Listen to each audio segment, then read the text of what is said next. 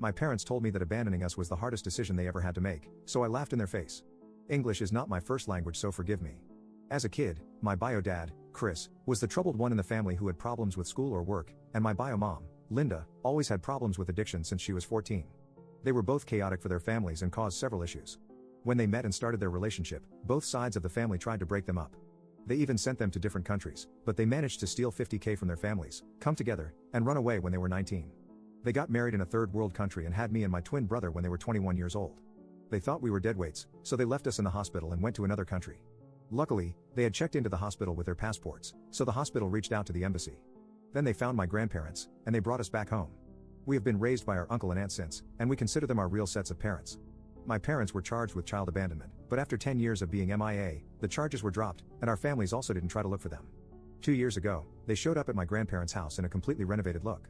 It turns out they had finished their education, secured stable jobs in the country, started mental health treatments, and had been sober for 9 years. They had basically put themselves together. For the first 6 months, they only saw their parents in public places, and then they were accepted into their houses. A year later, they met with us when we were 24. My twin brother and I started to build a relationship with them, and we are somewhat cordial right now. Last week, the topic of our abandonment was opened, and Linda said it was the hardest choice they had made. I started to laugh uncontrollably after that, and when they asked, I told them they had multiple chances to come back, but they didn't.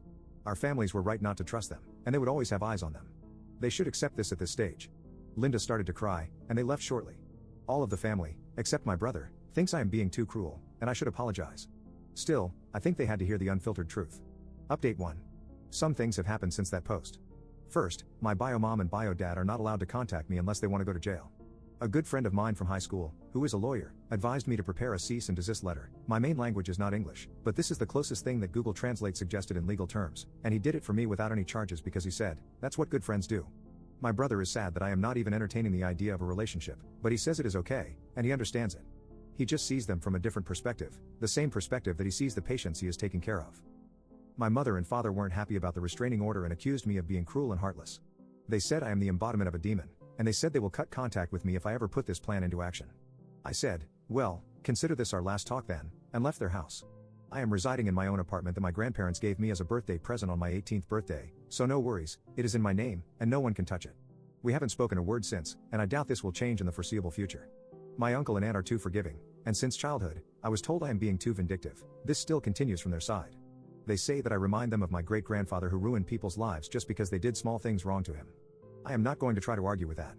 My grandparents, though, have understood my perspective, and they said they will respect my boundaries. They also asked me to respect their boundaries to have a relationship, and I agreed.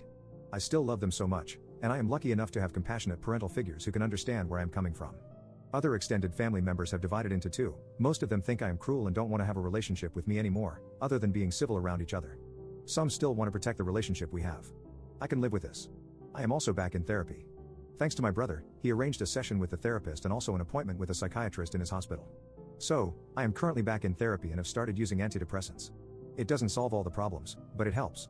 As for me, my life continues as if my birth parents never showed up. I go to work and have some time to myself on the weekends.